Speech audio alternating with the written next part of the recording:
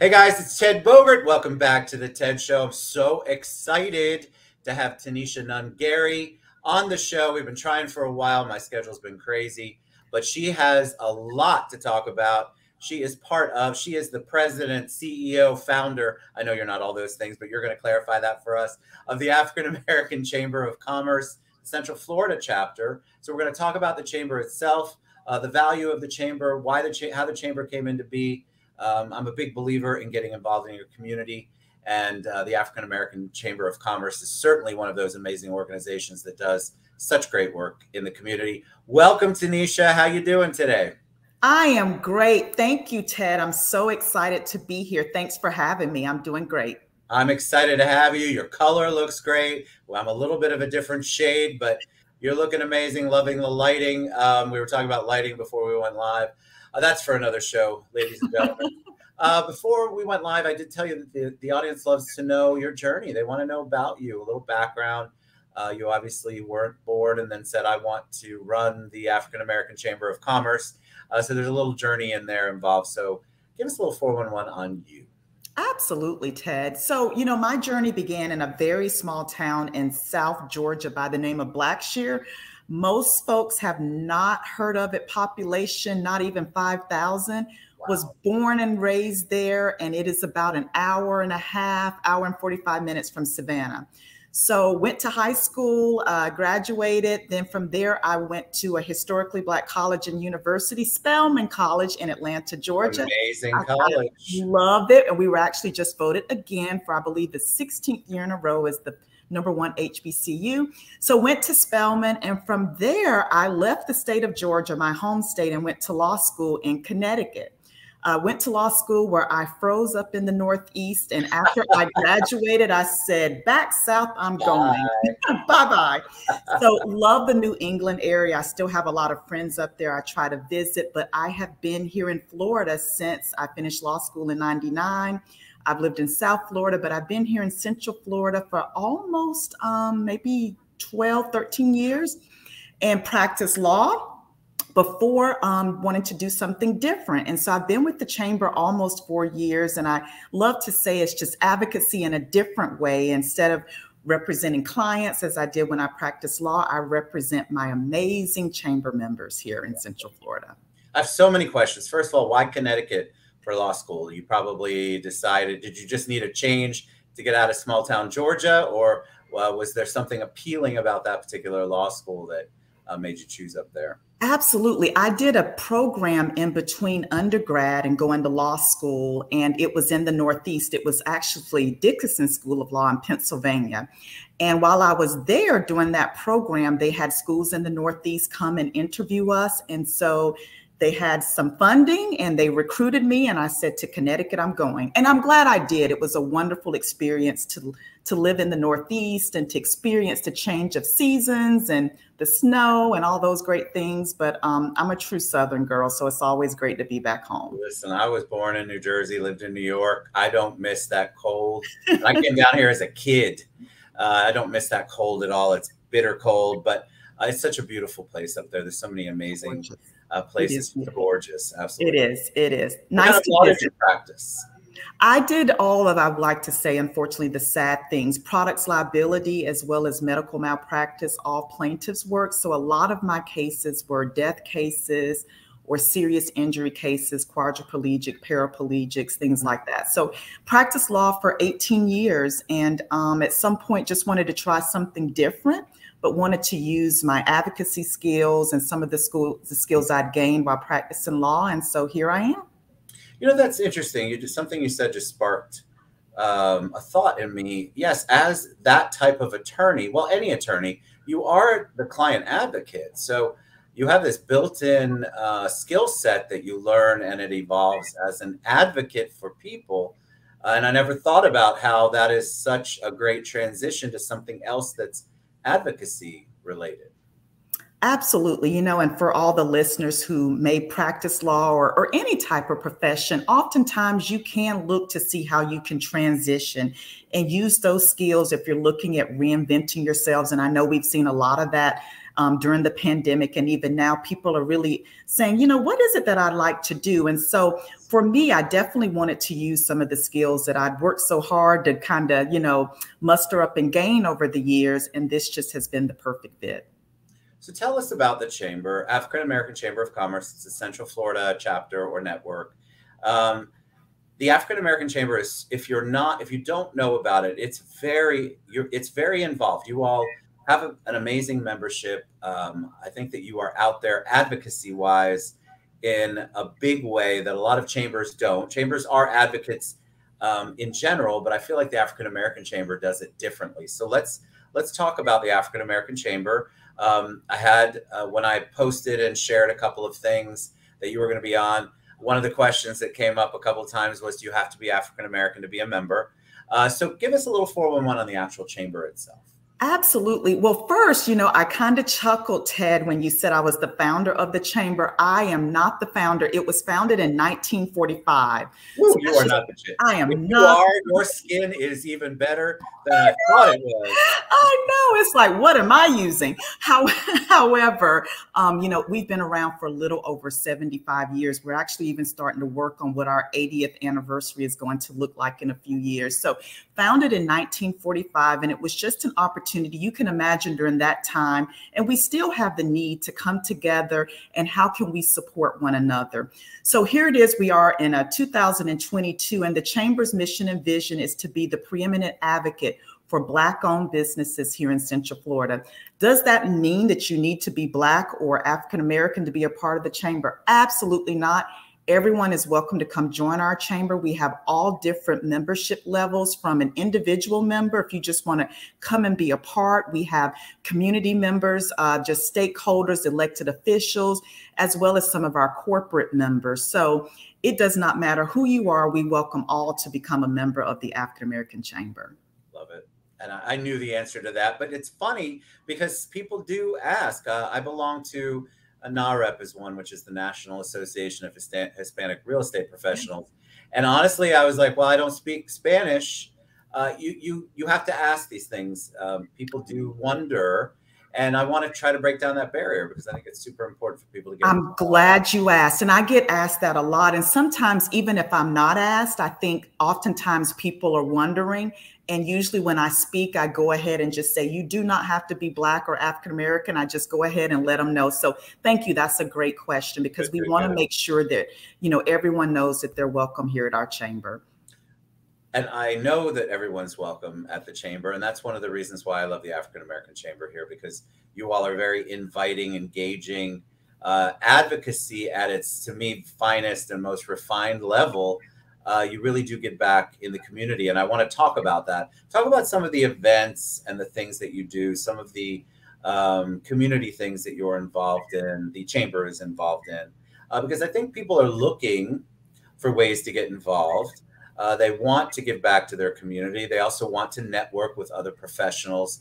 And a lot of them get stuck because either there's too many choices or they feel like they've optioned out. They don't belong in that. And I'm a big proponent. If you feel like you don't belong, that's exactly where you should start. But tell us about the advocacy and the community involvement and what chamber members actually do. Yes. So, I am proud to say that I believe our chamber was the only chamber here in Central Florida during the pandemic to award grants. And as you can imagine, during that time, that with the shutdown, a lot of our businesses, both big and small, felt it. And Black businesses nationally, 40% closed, and we don't know how many of those have even been able to reopen. So what we were able to do here locally is we gave out $100,000 in grants to assist some of our members during that period. And we've continued to do so in partnership with our chamber member, AT&T. We gave out grants in 2021. And this year, in partnership with IKEA US Foundation, our nonprofit was chosen as the nonprofit in Central Florida to connect with the Foundation for IKEA. And we launched our first pitch competition. and it was awesome. We were at Full Sail University, where we hosted our 3rd annual Empowerment Business Conference. And with the pitch competition, we gave those members a place to pitch their businesses. The first place winner took home $10,000, second place $7,000, and third place $3,000. So with that, access to capital has been and still is a struggle for a lot of our Black and brown businesses for different reasons. And so oftentimes there's not that generational wealth or the financial to help to be able to begin a business if it's a first generation business. And sometimes it's not those avenues through the traditional financing that our members have been able to secure. So we want to make sure that we're educating them on the importance of having the access to capital before you start a business, and even once you've started, making sure you're continuing that that relationship with those financial institutions. And so that is one of the things we really focus on, is access to capital, as well as entrepreneur training and development. We have a myriad of workshops. Along with, you talked about networking and how important that is. We do have networking opportunities as well. August is nationally known as Black Business Month, and that's when we celebrate with our annual business conference. But this year at City Hall, we had a networking reception. And so we believe people like to do business with those that they know and that they like, and that they feel comfortable with.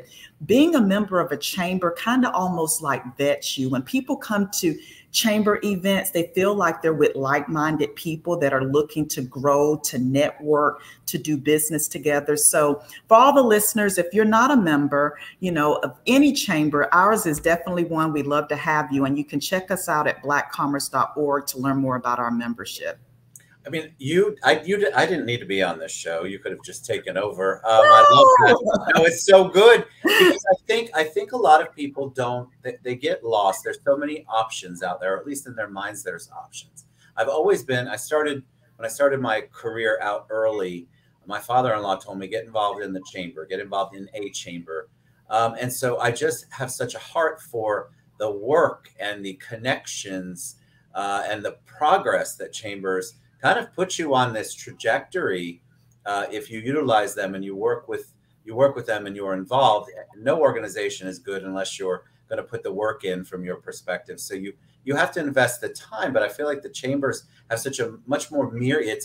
It's a big group of people, and you're going to meet and network with people that you don't even know yet, but that you will do business with, and that you will develop relationships with, and that will introduce you to other people. The chamber, to me, is just an invaluable, amazing resource for business owners and anybody who wants to get involved in their community. So kudos to all you do. I think it's absolutely awesome how involved and how recognized the chamber is, the Central Florida chapter.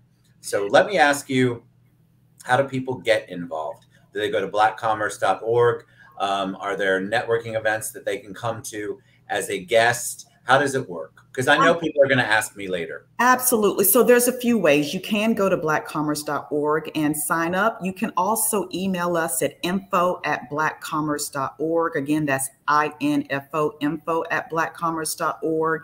And we can schedule a one-on-one meeting. We have new member orientation the second Tuesday of every month. So you can come to that just to kind of check us out, learn about what the benefits are of being a member, learn about the different membership levels. But, I do want to talk about just collaboration too. And we are located, our chamber is located at the National Entrepreneur Center, and we're one of 16 resource organizations at the NEC, where we're all geared towards helping small businesses, startup businesses, as well as those that are established businesses too. And so we believe in collaboration. We are friends with our neighbors at the Asian American Chamber, the Pride Chamber, the Hispanic Chamber. Our offices are located right there together. And so, we do networking events with other chambers. We've done some things with the East Orlando Chamber. And I believe before we started, we talked a little bit about the Lake Nona Chamber, and we're looking at doing some things with them as well. So it's an opportunity to even grow your network more, not just within your own chamber, but with others, with friends with the Winter Park Chamber, you name it, you invite us, we'll come and be a part and do something together. So there are so many benefits when you join our chamber that we can help make some of those connections even outside of our network. So, you know, I agree. I'm glad that you kind of are a fan of chambers, and I wish I had learned about them even more. It is imperative, and I know we're looking at doing student outreach so that students know when you get out into, you know, your network and your niche, make sure you join professional organizations as well as chambers, and you're doing the networking, intentional networking, not just showing up at events and kind of being in the circles with those that you know, but really being intentional about meeting new people, learning how to properly follow up to cultivate relationships, because you never know now down the line, it may not be now, but you'll say, hey, I remember I met Ted, you know, at such and such event. And if I may, I want to plug one of our upcoming events. Please do. Yes. Yes. So for all of the golfers out there, we are having our 3rd annual golf outing at Heathrow Country Club on November 7th. That's on a Monday, shotgun at 9 a.m. And if you don't know how to play golf, still come out. At the same time, we have the player development clinic that will run concurrently with our golf outing. So it's been sold out every year. I know it will be this year. So Ted, I don't know, do you play golf? I like to drive the cart and make sure somebody follows me with the cart accessories. Yes, so I'm there to support. We'll do that together. Literally, that's my favorite thing: either be driven or drive that cart. But I'm not good at it. But I know the power of it, and it's always fun. It's always for a good cause or a good membership drive. I love golf outings for that. Yes. So we invite everyone. Again, you can sign up on our website or email us at info@blackcommerce.org, and we can tell you more about it. But golf is a place where, as we all know, a lot of business deals are made, a lot of connections are made. And so this is just an opportunity for us to bring the business community along with community leaders and different people out to come have some fun and do some networking. So it'll be a great time. Perfect. And that's going to be on the website too, blackcommerce.org. One last question before we head out. It's a personal question. I like to ask everybody something a little personal. Don't worry, it's not too crazy. Go ahead, I'm ready. When I say the word hero to you, who's the first person that comes to mind? Oh, my maternal grandmother. Tell me why. Yes, so I call her Granny, but Granny, who's still alive, almost 98 years old. That's her. Oh my yes, really, I credit her with the woman that I am today in so many ways. I mean, she's a hard worker, she's a go-getter, but she's kind, she's compassionate. And I feel like she taught me so much that I'm still using today. So when I think of hero, it's not someone that you'll see on TV, but it's someone in my own family, and that's my grandmother. I hope the other grandmothers aren't listening. I love you all. You know how many people say that when they say their mom or their dad or pick one, they're like, but I still love my dad or I still love my mom. Right, exactly. That's why I asked the question that, because, you know, I think people look, when we do these kinds of shows, first of all, they think it's all produced and, oh my God, I could never be up there. And so people will look at someone like you and think, God, she's amazing.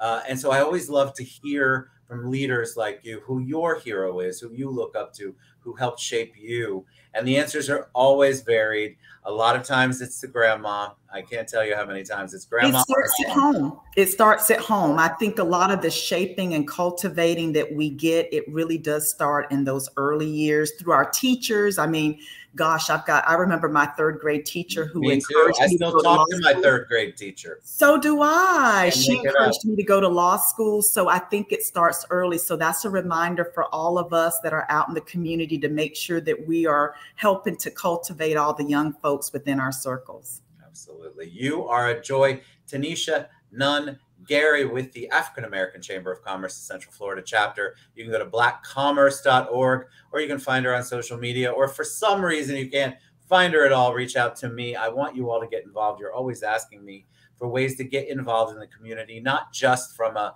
money standpoint or transaction, but as an advocacy and giving back and building relationships. And the African American Chamber is definitely a place that you want to check out. Tanisha, thank you so much for being on the show. Thank you, Ted. This was so much fun. Thanks for having me. You were awesome. Y'all get involved. Black Commerce consummate.org. Make sure you go there, check it out. I know Tanisha and her team are going to help you out. I promise. We'll see you guys later. Bye, everybody.